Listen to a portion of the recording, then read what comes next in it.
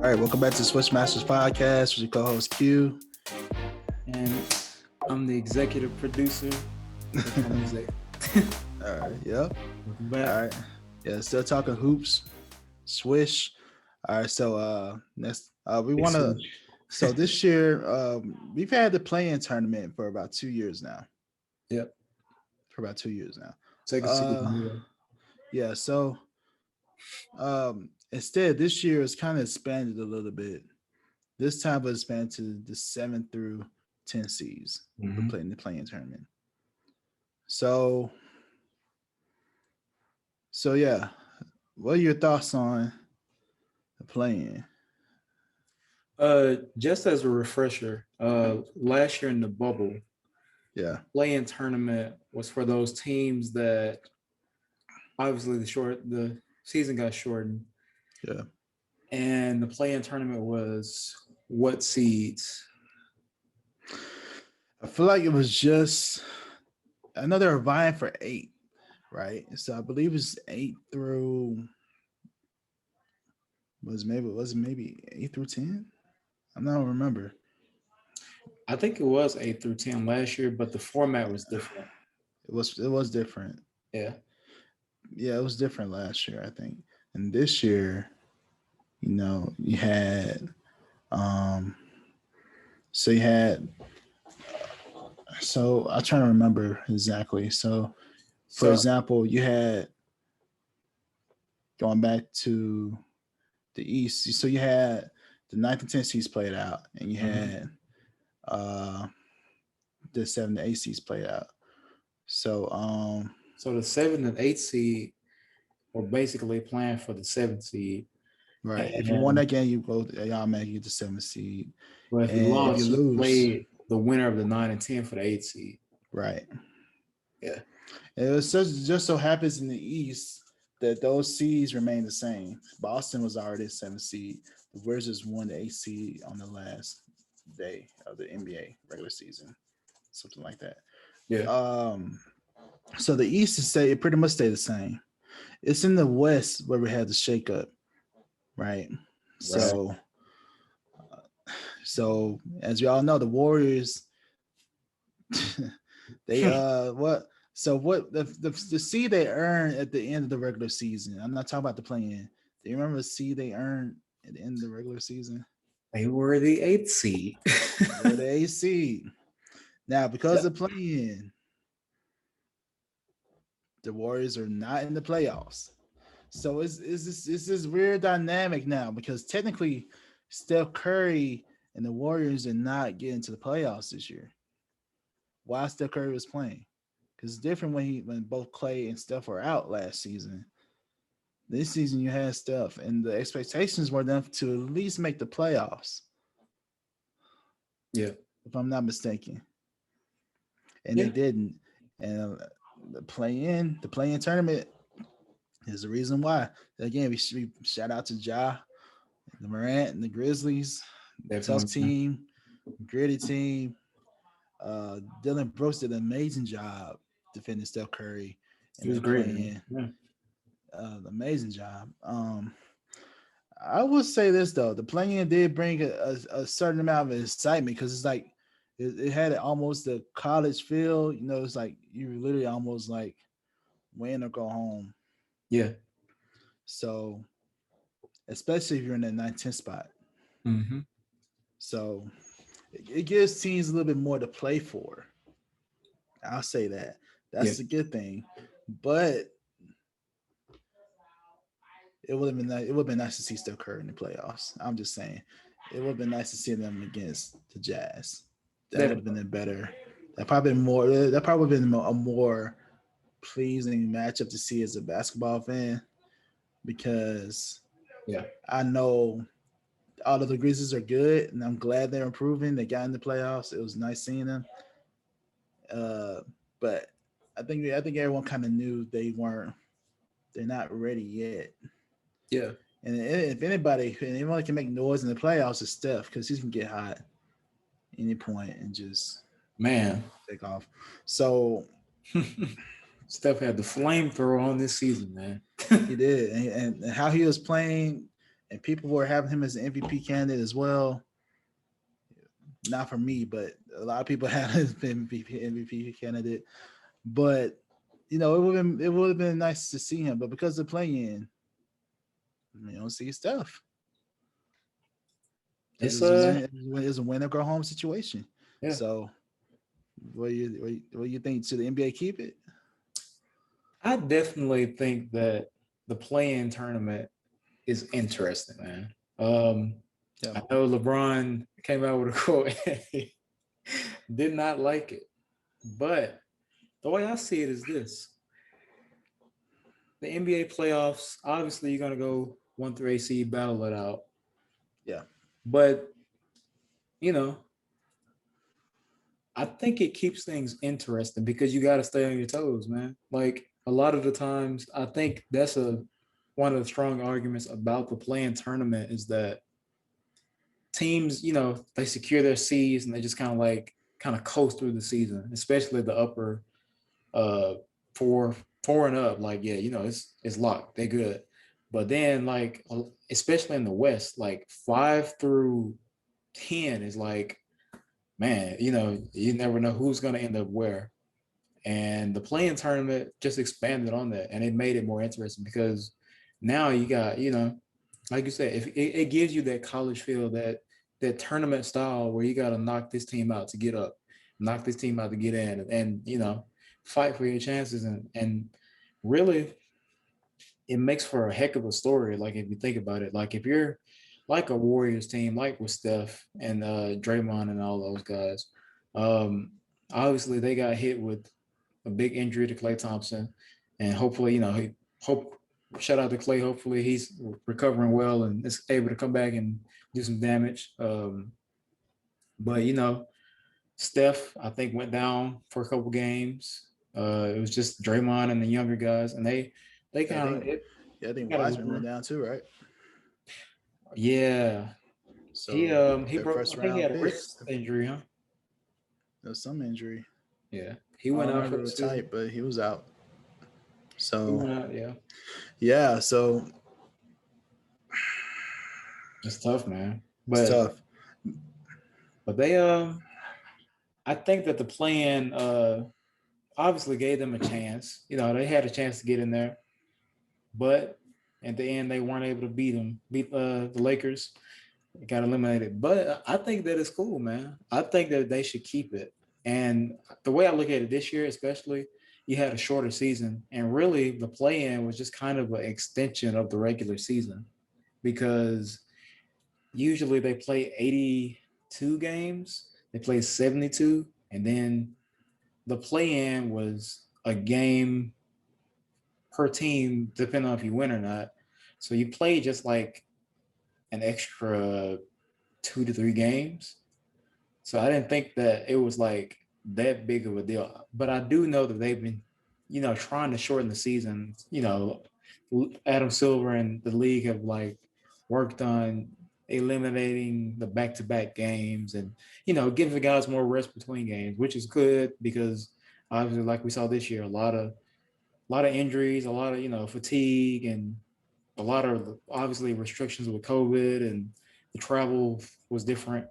Practice was different, but I think that the play-in is a good idea. I like the idea of giving us a new format because obviously we've seen the playoffs. We know how it goes, 1 through 8, whoever, they battle it out. But now you get an extra element to it, and teams have to stay competitive. They have to stay ready and be on the toes. So I think the play-in tournament should continue. Yeah, I agree. The play-in it makes regular season games matter more. It also helps teams that are probably not ready for the playoffs yet, but still be kind of competitive. Yeah. So it's definitely a plus. And as fans, we're intrigued to see that, like the one game elimination style. That's pretty cool. Because that brings it's not playoff pressure, but it is a different type of pressure. Yeah. Different from the regular season. Definitely. I still remember, I think it was last year. It was really exciting when Portland was in it. It was Portland and was it Memphis? I don't know. It was Portland or something. It was very intense. It was real intense though. No, it wasn't New Orleans. It was somebody else. I think it was something, but I remember seeing that, and that was really intense. Dame it was Dame because Dame went off. I just don't remember the team. I thought it was. I think it was the Grizzlies. Was it not the Grizzlies last year? It probably was. The Grizzlies. I think it was Portland and the Grizzlies last year, and the Grizzlies lost, but they got in this year. Yeah. So, yeah, because they only had one. They only had one tournament like that last year. It was like only one. Yeah, I think that's about right. Yeah. If I'm wrong, y'all let me know. But but yeah, it was very intense. This year's the more interesting series was the Grizzlies and the Warriors, really, because everything else is kind of almost blowouts. If I remember correctly, it's pretty much a blowout. And it's funny that because again, in the East, they kept their seeds as it was originally. So it's almost like, okay, what was the point? Yeah. But in the West, that's where the shakeup happened. So, man, I'll say this: keep the play-in, but take it out of the East. No, don't take it out of the East. Just go back to 8 through 10 or something like that. Don't do 7 anymore because oh, that's what it was last year. Yeah, you're right. Yeah, don't include 7th seed in there anymore. Just do 8 through 10 because I feel like battle for that last spot. The last spot. Have them fight for the last spot instead of just the last 2 spots. I think that's a good idea. It'll be fewer games. The 7th seed can get more rest. Just duke it out for the last seed. Have 9 and 10 go at it. Yeah, go at the 8th seed. It's kind of cool. And that seed deserves to be there. They will win. I think that's fair too. I think that's fair because when you're like the 7th seed and then you got to end up playing like the 10th seed for your 8th for whatever spot you end up in, it's kind of like, well, dang, we kind of got there.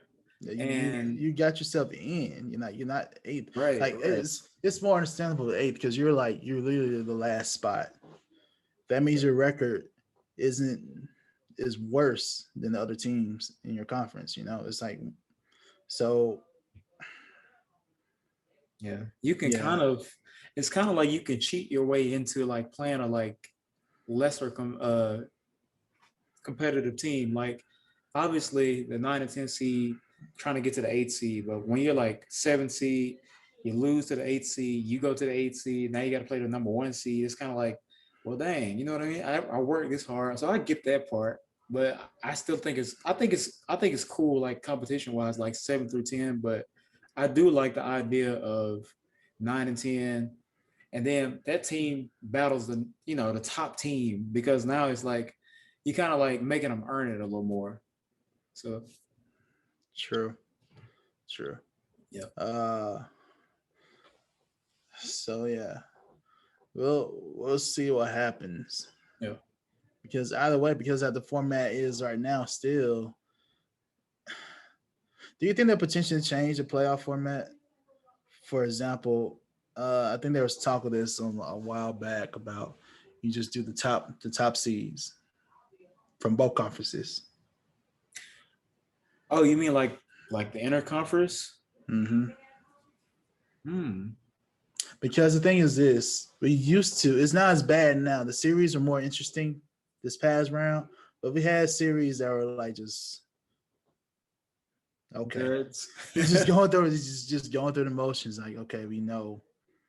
And there are some teams that surprise us, but still it's like, man. So because that'll definitely make it more competitive. For example, could you imagine let's say, let me look back at this format real quick. So instead of let's say could you imagine like say you just had maybe just the Bucks and the Bucks, the Nets, the Sixers, the Hawks. Like just imagine just that, like just being just condensed so you can see those matchups quicker. You know, like maybe you see the Hawks go at the Suns or Nuggets at Philly. I'm just saying, like it could be based on the. I need to look at the standings to see what it would be like, just based on the standings, and just do the seeding that way. Whoever had the best record is number one, no matter what, and then go from there. It'll make everybody fight harder. But the thing about this is if you do that, the Eastern Conference is definitely it's just more weaker. It's weaker than the West. So, but the East will automatically have an advantage though, because you play more. You know, you play weaker teams in the East, and you know in the Eastern Conference you play more Eastern teams. You know, you don't play the West that often. Exactly. That's what I was going to say. So that's the only thing about that though. So I don't know. That's the only thing about that. I do think that's a good point. I definitely think that the league should consider that because, like you said, when it's interconference, you know, you see that team twice a year. But when you're like within your conference, you're gonna play whatever like team within your division like 3 or 4 times, then this team 2 times, then this team 3 times. So you kind of like are more familiar with your opponents and their strategies. But then once you play a team like twice a year, you got like one chance to like fix whatever you did in the last game if you lost. True. And now once you get into the finals, I mean, or like a mixed conference playoffs, you kind of like, oh, we got to figure it out now. Like you kind of have more time. You know what I mean? Like Phoenix had time to figure out what LA was going to do. Philly had time to figure out what Washington was going to do because they're going to see each other like 3 times a year compared to twice. And, you know, those games can be split. Those games go to this team just because whatever. So I think that's a good idea. And it would definitely like make it more interesting, make it more competitive. Yeah, the other thing about that too is I think the argument against that is also like the travel. The travel is the biggest thing. Yeah. And you have to wait more. You have to wait a couple more days to get the game. Yeah, you but have to. If it's better competition, to me, it'll probably be worth it. I'll wait another day or so to wait to see that matchup. And plus they'll already be in the city. Right. You know, it's just when they're traveling from one city to the next, it's a little bit more time. I mean, they could like change the format up to you. I don't know if you remember, like years ago, they used to like the finals used to be different. It used to be obviously game 1, game 2, but then you might do game 3, game 4, game 5 in the same city, then like go back the last 2, and they used to split it up differently. But obviously, like the past few years, it's been game 1, game 2 for the home. Game 2, game 3. I mean, game 3, game 4, and you know, vice versa. Yeah. Mm-hmm. So even if they did that, they could switch it up, and it would be, you know, different for these teams because obviously it's interconference, but also you got to win. You got to win more on the road, or like more consecutively on the road for whatever seed you have. So that could be something they could explore too. I think it's options there. And it definitely would make it more interesting. Like people, obviously, you know, man, people are changing, and people like attention spans are getting shorter and shorter. So you got to like implement some kind of change into it and make it more interesting for the fans. So I think it's a good idea. Yeah, it will definitely be. I think it's probably worth looking at for sure. Because imagine for this, like if this were to work, you will have. Let's see real quick. Like instead of having Washington like a team in there, you will have like, based on the records, the Jazz will still have number 1 overall seed. The Suns will have the second. Philly will be third. Then you have the Nuggets. You have Nuggets. You have the Nets. You have the Clippers. You have all these major teams in here. And teams that, if you're a team that won at least 30 games, you probably wouldn't be in the tournament. So that means you wouldn't be in the playoffs. So that means if you're the Wizards, you wouldn't be in there. Celtics would probably not be in the playoffs, and Grizzlies would probably not be in the playoffs. So like it gives you more competitive teams in here because like I think everybody knew the Sixers would beat the Wizards. So it's like okay, we just watching until the next series. Yeah. And for y'all to know, I was rooting. I was a fan of the Wizards because Russ OKC, so I was supporting the Wizards. Shout out to Russ and Brad, man. They held it down, but just watching that team, I knew they wouldn't get it done. Yeah, man. And they got gentlemen swept. So, yeah, I think it's a good idea. I think for sure it's something they could look into to make it more interesting. Definitely, because you want the views to go up. Yeah, and playing tournament is a way for them to do that. So it's interesting to see. You gotta innovate and renovate. You gotta do something. So yeah. So again, we both agree the playing tournament is good to have. I like it. I'm with it. Yeah. I suggest they instead of doing 7 through 10, just go back to 8 through 10, and just go from there. I think that's fair, because a lot of teams, I know the Mavs were complaining for a minute because they fell into that 7th seed for a while, and even like Dame and them were in it, but Mark Cuban had a lot to say about it. LeBron had a lot to say. I was like, I don't want to do that. And it's funny. It's like once you find yourself in that situation, you start to complain. Right. But I agree with 7th seed. With 7th seed you're in, you probably shouldn't have to play. But 8th seed, you barely got in. So it's you gotta earn unless it really was just a tight conference and all the records are really similar, then they have an argument. Yeah, but it's rare for it to be like that. If you're the 8th seed, your talent level is clearly different from the 1st seed. Yeah, I mean, honestly, so even the East was kind of like that for a minute. If you think about it, like the Hawks, the Knicks, Miami, those teams 4, 5, 6, and I think who was the 7th seed in the East this year? The Celtics. They were all like relatively close until like the very, very end of the season, and it kind of just like with specifically, I remember Atlanta, New York, and Miami that New York had kind of won the season series or something, or like won certain games, so they got the higher seed. But it was a little more competitive this year in the East too, and that's kind of not the trend, but it's good to see. Yeah, sure. What's up, everyone? We just want to say thank you for listening to the podcast, and that this episode is sponsored by Straight Stoner, also known as the brand SS96. Shop today for t-shirts, hoodies, hats, and more. For listening today, you receive not 10, not 15, not 20, but 30% off. Yes, that's right, 30% off. Just use the code SWISHMASTERS today.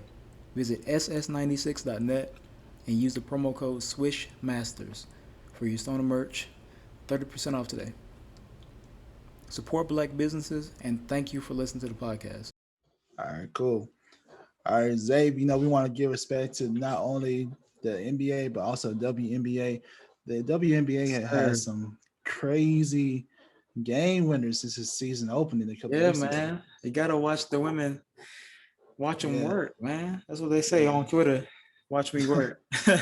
Right, so we have several highlights of some of these game winners, man. So just check some of these out. This is ball inbound to Kylie Shook. 4 seconds left. Ionescu, a long three for the win. And she gets it. Sabrina Ionescu at the buzzer. 0.4 seconds left. Sabrina Ionescu's a baller on the New York Liberty. She is a game-time clutch player, and if I've ever seen a clutch shot, that is so Sabrina, man, she's ready. She's very close to Kobe and Gigi. Yes. So, man, props to her. Mentality. Yes. For real. And you clearly see it in that game winner. We also have another one. This was crazy too. All right, check this out. And there she is. Oh, she had it. Catch and shoot for Lloyd! Who hits it at the buzzer? Listen, man. Listen. The arc on this shot. Man, the catch. Watch this fade. The arc. Just the rainbow. I do. We're going to get it on Sunday as Jewel Lloyd is the hero tonight. Lloyd, man. Listen, man, these women can ball. I got one more for you, man. I got you. Just lurking over there for potential game-winning three if they can get it in. They do. WNBA action on a Friday night, the first one in June. Jewel does it Friday night. Agumbawale with 0.7 left has given Dallas the lead by one. So at the end, there was another video they played by accident. But yo, did you see that one? Yeah, I saw it. Yeah. Man, it's a crazy week, man. Everybody was beating. With two, throws it up and three goes. Jewel does it Friday night. Agumbawale with 0.7 left has given Dallas the lead. All right, man. I don't know which one did you? Oh man. Listen, the contest on this one, the contest on this one. She had like no visibility, bro. She still got it off in time and buckets, man. That was wild. Just look at this, man. I turned the sound off, but God. She might have got fouled too. That's wild. It could, man. Man. That's crazy though. Man. That's tough. That's a good one. I gotta but is that between Sabrina's was kind of contested like that. Sabrina's was contested too. So like, man. Let's just show it again in a second. On screen. See, but she came off the screen. Did she come? Did let me see. Nah, this is just mano. She just stopped my face. Yeah. I give it to her. For me, it's her. Jules was good too, though. Jules was good, yeah. That arc was good too. That arc on that shot, man. But But anyway, shout out to the WNBA, man. For sure, we gotta have some high content. We gotta watch some more games. We gotta get the season going. Season's still going WNBA. So it's really exciting basketball, and I love the commentary that they're doing. And they're so, you can tell they're passionate about covering the sport. So that's awesome to hear, and it gets us as fans excited as well. So shout out. People sleep on the WNBA for real, bro. Like, they're super skilled, man. Like, obviously, NBA, you have athleticism and dunks, but that's not all that basketball is. And to me, maybe this is just another, like, one of the things my mind goes on, but a lot of dudes in the NBA are athletes. They kind of like learn the basic skills of basketball, but they aren't like real basketball players. The WNBA, they're basketball players. They don't you can't just like survive off of athleticism there. So okay, yeah, I can understand that argument. Yeah. But yeah, the WNBA, they're very skilled. Very skilled. Very skilled, man. They know they can beat me. I know they can't, dude. So they're awesome, man. Yeah, it's awesome play. Y'all check them out if you haven't, man. Don't sleep on WNBA. So yeah, I got some great players go over there. Some great stories as well. So, and I love how the NBA players also support the WNBA. Oh yeah, they shout them out and wear their merch whenever they can. Get the orange hoodie, you know what I mean? The hoodie. Yep. So yeah, shout out to WNBA, man. For sure, man.